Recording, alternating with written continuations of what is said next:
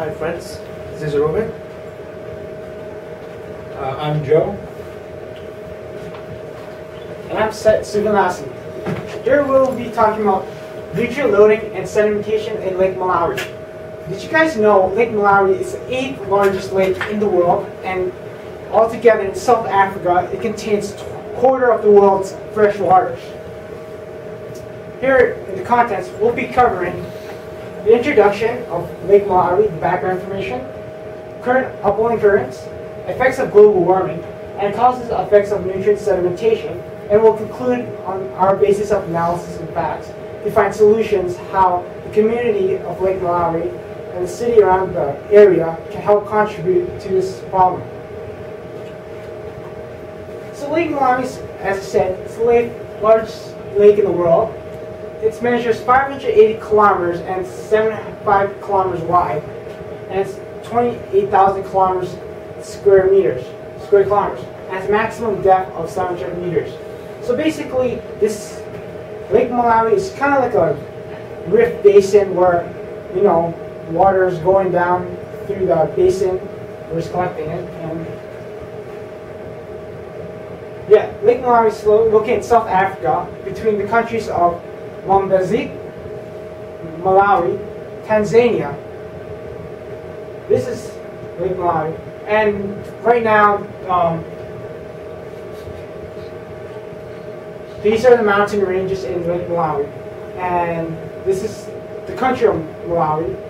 And basically the problem is nutrient sedimentation and erosion is happening in the country right now because mountainous areas in Tanzania, Mozambique are causing soils to erode down with nutrients like phosphorus and nitrogen. Basically, they're going down into the lake and causing eutrophication, hypoxic conditions, which affect the fish such as cichlids. And Hi friends, I'm here to talk about the upwelling currents in the lake, Malawi. So the currents which are directed vertically are known as upwelling currents. The capacity of upwelling depends upon the velocity of wind that is flowing on the top of the lake, and the vertical structure of the water and the bathymetry map of the lake. This upwelling current has great impact on nutrient mixing in the lake than the currents which are flowing horizontally. Now, the upwelling currents are affected mainly due to the wind stress which is flowing on the lake surface, and the displacement due to the Earth's rotation in a clockwise direction. And the potential of this upwelling is greater in summer, and due to the temperature changes in the day and the night, the water cools up and comes down, and the upwelling currents has a great impact on that in the summer. So the quality of lake depends upon the vertical mixing of the nutrients, and therefore upwelling is responsible for the large nutrients in the photic zone, and this availability of nutrients in the lake has great impact on the production of phytoplankton and in the lake composition.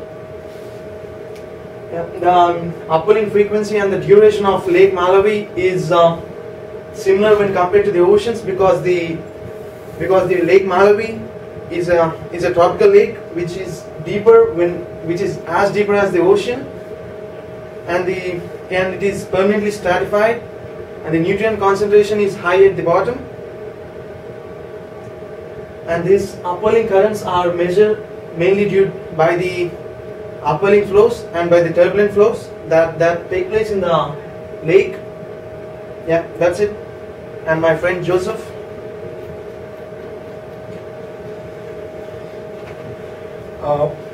I'm going to talk to you about how the effects of global warming contribute to the lake. All the surrounding areas around the lake are being started to be developed into, which were once forests, are being developed into agricultural land, because 80% of the country's agricultural, or 80% of the country's exports are agricultural based. So as the temperatures increase, the crop yields are increasing for all the farming, so it's becoming very profitable for small communities to invest in farming and clear all the surrounding forests to develop farming land, which is increasing the amount of sedimentation that's running off into the streams and rivers that eventually drain into Lake Malawi, which is increasing the sedimentation load. So the main cause of the sedimentation, as I was saying, are when it rains heavily between December and April in the rainy season. What once were forests along the rivers are now farmland, so all the sediment from the farms are being washed into the rivers and carried downstream and eventually settle in Lake Malawi, which is not only increasing the turbidity of the lake, but is increasing the phosphorus and nitrogen levels. And as you can see from this graph, over here, this shows all the major rivers and drainage basins that drain into Lake Malawi. And all up here, as you can see from this map, is where all the major farmland is developed. So as you can see, the three major rivers that drain into Lake Malawi are all situated along this major farmland. So it's a major or growing problem with sedimentation, that all this extra sedimentation is now being carried and deposited all along this shore. Now the problem is caused by nutrient. As the sedimentation is carried, it's picking up phosphorus and nitrogen, which are increasing the amount of plant life growing in the lake. And as the dying plant life decays, it lowers the dissolved oxygen levels of the deeper parts of the lake, and eventually these zones could become hypoxic, which is a major problem because 40% of the protein of the country comes from the fish pulled from Lake Malawi, and if the oxygen levels keep decreasing in the lake, eventually the fish will no longer be able to survive and they'll lose a huge portion of their food. Increasing nutrient and sedimentation yield associated with development of the watershed may have adversely impacted the fish populations already. Lake Malawi's great biodiversity includes an estimated 800 species of cichlids, which are the main source of protein in the area, as well as a major tourist attraction for people that go snorkeling and scuba diving in the lake.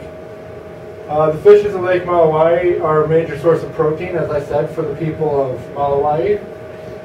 And because of their beauty and diversity, a significant component of the tourist economy as well. Increased sedimentation results in solid matter attaching to the fish's gill, making it harder for them to breathe. So that, combined with the already low oxygen levels caused by the sedimentation and nutrient loading, is causing major problems for the fish. Also, increased nutrient level increases the amount of decaying plant life, which results in lower dissolved oxygen levels in the deepest parts of the lake, which are also hindering the fish.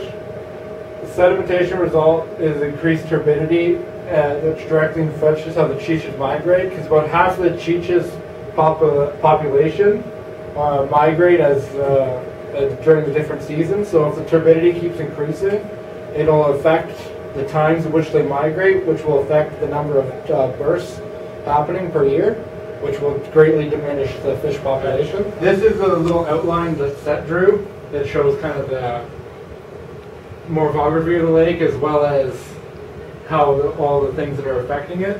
And as you can see on this is mostly Malawi over in this part, and this is the other two countries off the side of it. And this is all mountains on this side mostly. But over here, Malawi has been developing all this farmland, which used to be forest, which prevented the sediment from running off. But now during the rainy seasons, which are December to April, the water or rain is washing through all the farmlands and carrying all the sediment down in here, which is increasing all the plant life that's developing, which in turn eventually the plant life dies and decays, which drops the O2 level down in the lower part of the lake, which is eventually going to lead to hypoxic conditions, which will kill off the fish. And it also is slowly decreasing this photic zone as the sedimentation builds up from all the farmland runoff. So this will in turn keep getting shallower and shallower, which will keep decreasing the available living space for a lot of the tropical fish in the area. And that's just kind of an outline of what's happening at Lake Malawi. So in conclusion, if something isn't done soon about this problem, the fish population will continue to dwindle, and as the population of the country continues to increase and the demand for the protein of the fish continues to increase, we will have to, the country will have to develop some sort of barriers in order to prevent the sedimentation and nutrients from entering the rivers and eventually affecting the fish population. Either that or pretty soon Lake Malawi will be totally hypoxic and no fish will be able to live there.